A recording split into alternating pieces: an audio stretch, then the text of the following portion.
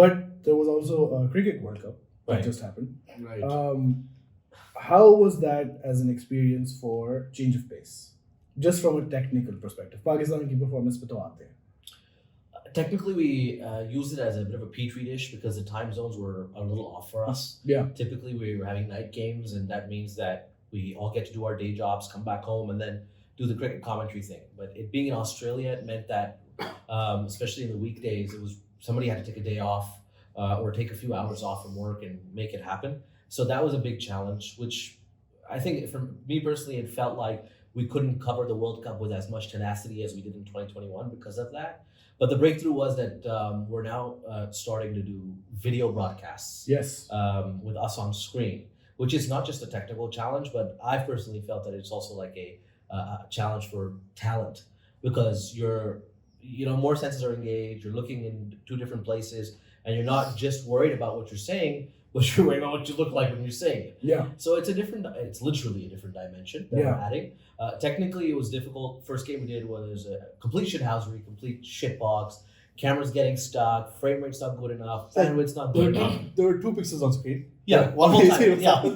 Funny thing is that stream has the most views, and I'm not sure if we should be happy about that, but it was the Pakistan-India game. Achha. Complete trash. Right. The commentary was great, video was complete trash. Game Backdrop was like gimmicky, weird green screen that's like flashing in and out, like stars coming through AZ's eyes, and like change of pace logo on his cheek. It was just What are you streaming on YouTube? YouTube, yeah, YouTube on our channel. But I think speaking to Ahmed Hassan about this, that Twitch is another frontier we want to go back to because we started from Twitch. Interestingly enough, that's one thing. But then by game number 4, we had absolutely perfected it.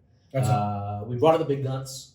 Called Surprise. Oh, right. Just like Pakistan. Yeah, just like, Game it's 4. like, yeah, exactly. It's a bit like Pakistan. We took 3 games to understand what our World Cup lineup for video looked like. Yeah. We called in Surprise. He brought in one of these black magic cameras. Right. Shout out. Right. And we set it up here, fixed the frame rate, got a LAN cable, Yeah. and it was perfect.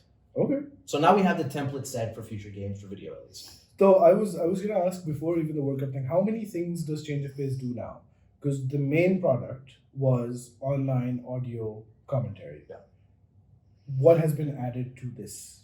That product's still there. Right. And That's still the main product? It's still the main product. I don't see it going anywhere. Most of our community still speaks to each other on the chat.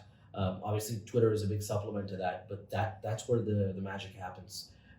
We had been, last time we spoke, we already had podcasts, whether it's AZ and Ahmed talking about football or us getting together talking about something that's happened in the cricket world, or a very special guest that comes on. We've had Jason Gillespie on since we last spoke, and a few other cricketers.